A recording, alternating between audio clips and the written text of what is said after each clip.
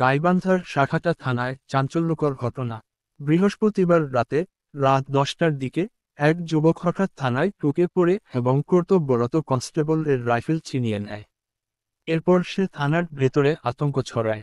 কর্তব্যরত এসআই মহসিন আলীর ওপর ছুরি দিয়ে হামলা চালায় পুলিশের সদস্য এবং স্থানীয়রা তৎক্ষণাৎ ধাওয়া দিলে যুবকটি থানার পাশের পুকুরে চাপ দেয়।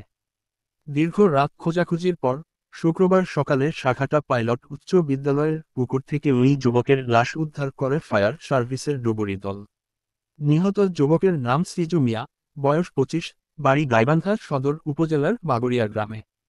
পুলিশ প্রাথমিকভাবে মনে করছে সে মানসিকভাবে ভারসাম্যহীন ছিল।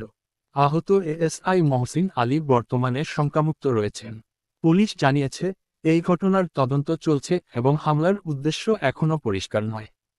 আপনার মতামত কমেন্টে জানান, এমন হামলার পেছনে কী কারণ থাকতে পারে।